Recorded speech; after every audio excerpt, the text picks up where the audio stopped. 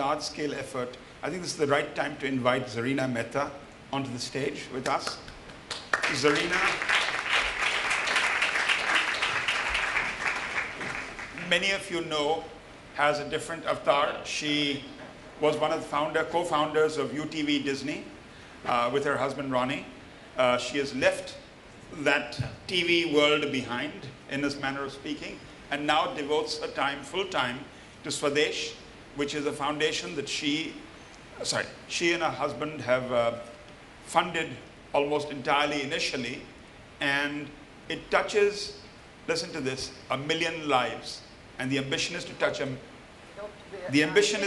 million lives and in 5 years. And the way they are working is focusing on a geographic area rather than spreading too thin.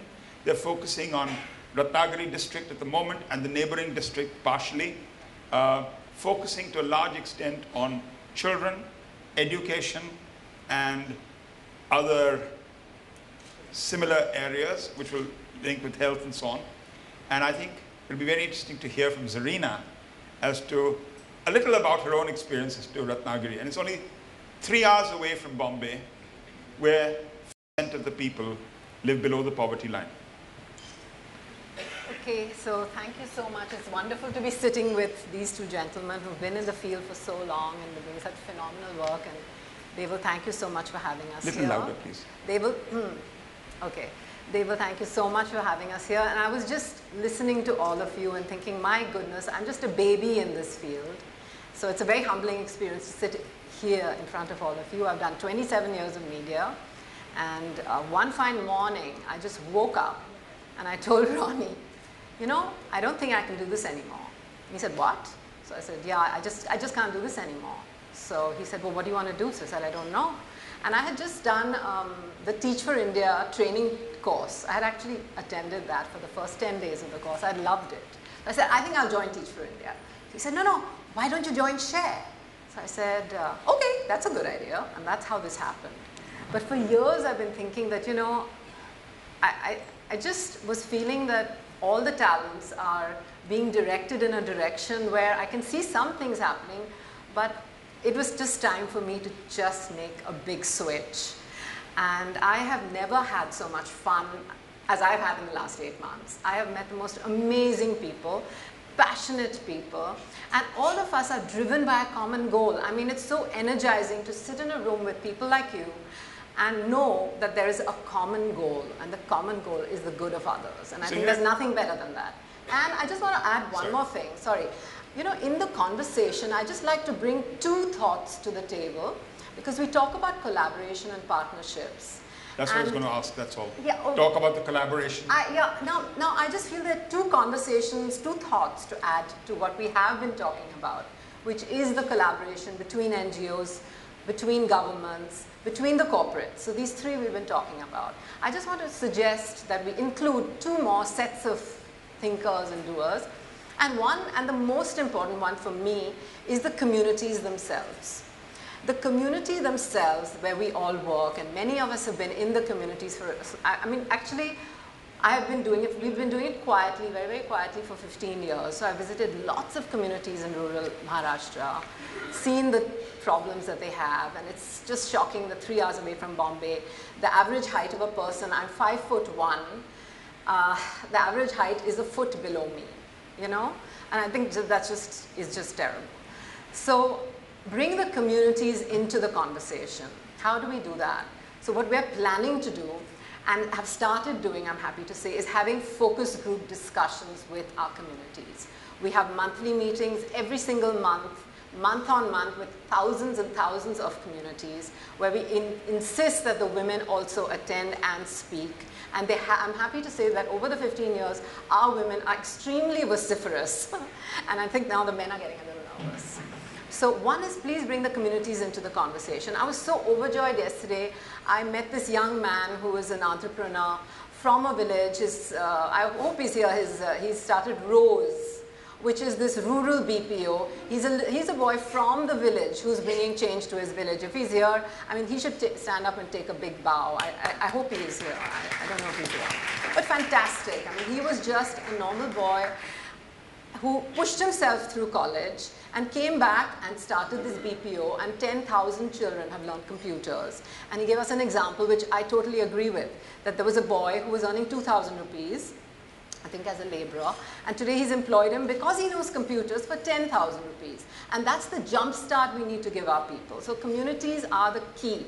Community entrepreneurs, teach them to be entrepreneurs, and they are ready to learn, and within, I would say, not even 3 to 5 years, we can bring in massive transformational change if we focus on rural entrepreneurship by the communities themselves. That's one conversation.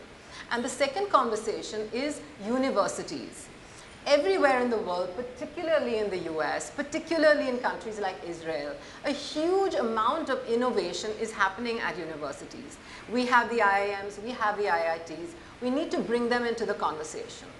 You have a college like Xavier's College, you have Sophia, you have a lot of really excellent, I'm sorry, I'm from Bombay, obviously, I think you all got that from Mumbai. And we need to bring our colleges and our young people into the conversation. Yesterday I was at a panel, and I thought it was very interesting, and I totally agree with this, that the urban India, what did he say yesterday? He said something about us being disinterested, but happy with our disinterest. And he was describing urban India, a happy disinterest. We need to shake people out of that. I think one of the methodologies for doing that, and I know I don't think anyone will agree with me, but I still am going to say it. I really think it should be compulsory to do social work. You know, what do you call it in the US? You call it something. Community service. Community service. It should be compulsory to do community service X number of hours a year before you get your college leaving certificate. Once you do that, I tell you one thing, I met these TFI kids. I asked them, what made you join TFI? Why are you here? Why are you ready to give away 2 years of your life to TFI after struggling, and they're from all the best colleges and they're poor, they're middle class kids. They said, you know, we gave community service in our college. And those 80% of the kids present, 200 kids present, had done community service, and it changed their lives. And I'd like to say it changed their lives for the better. Zarina, a little more about your collaboration with the government schools in your area. Okay, so what we're trying to do is figure out a model for development in rural India. One of the most important things we all know, I mean, I think, see, what we do is we have a model which sounds very complex, but the fact is if you don't go in with a 360-degree approach, you're really not going to make a difference. For 15 years, we've empowered our communities through water and through self-help groups, some of which are linked to banks. Some changes, I'll have to tell you that I visited some of our areas where we've done a little bit of a cluster work in about 3 to 5 GPs, which is about 7 to 8 villages. And the kids are up to here after 7 years. They're here, they're not here. What I mean is the stunting has improved almost automatically. Now what we're trying to do in schools and with the government is we're trying to work out a model to energize the school system. If you come with the approach that everybody's a human being and everybody wants to be happy, and I studied the life of a school principal in a government school, and I realized how unhappy they are, and the teachers, that most of their time is in admin work and not in teaching work.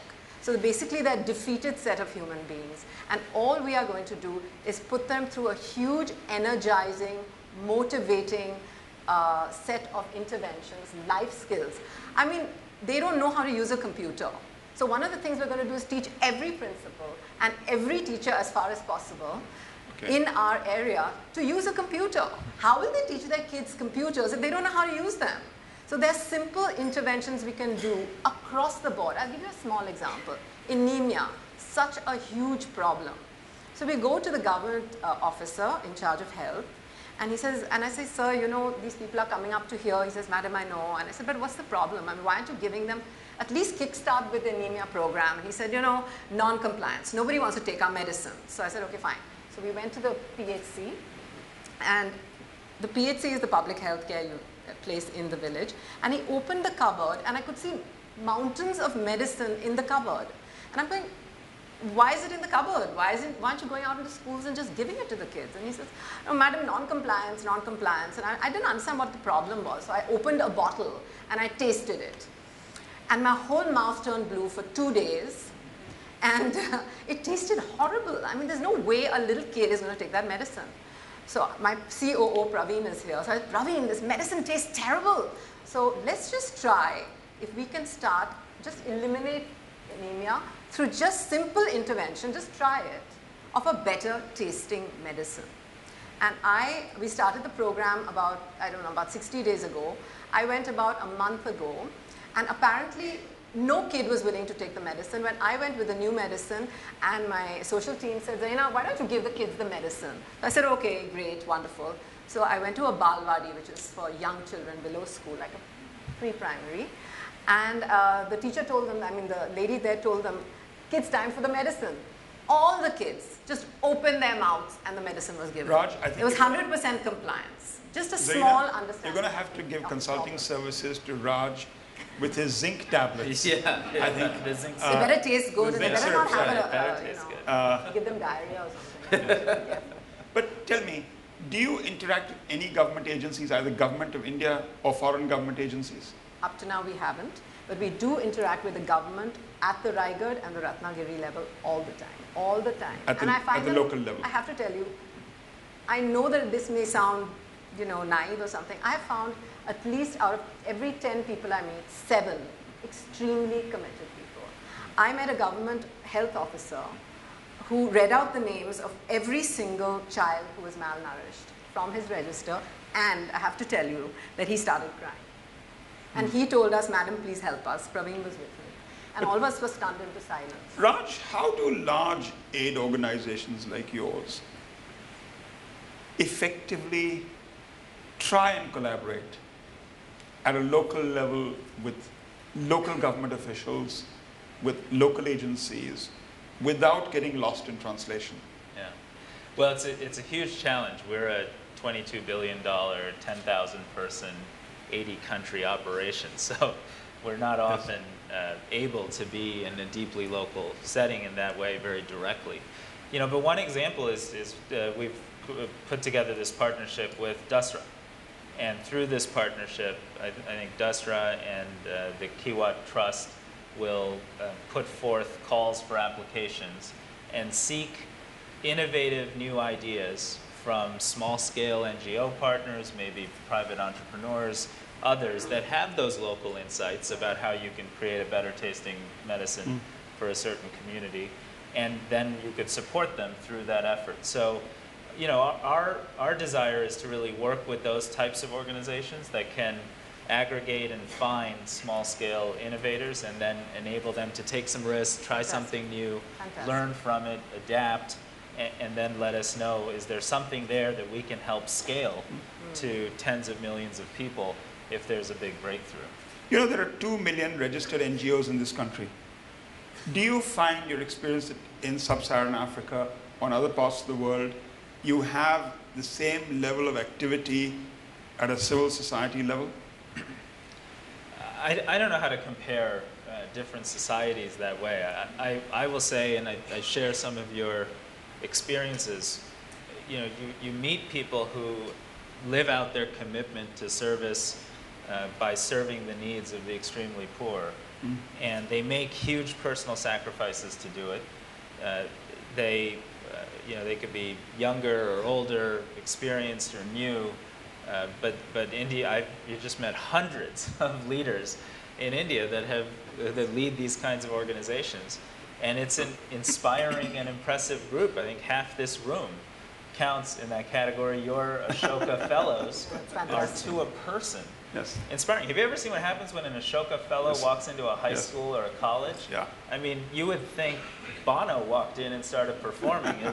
It's really, people aspire to see that kind of service and excellence done in a way where you can track the results, where it's smart and thoughtful.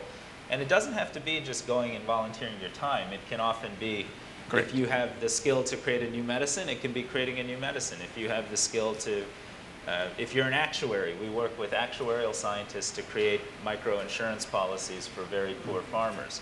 There's all kinds of technical skill that's required to achieve these.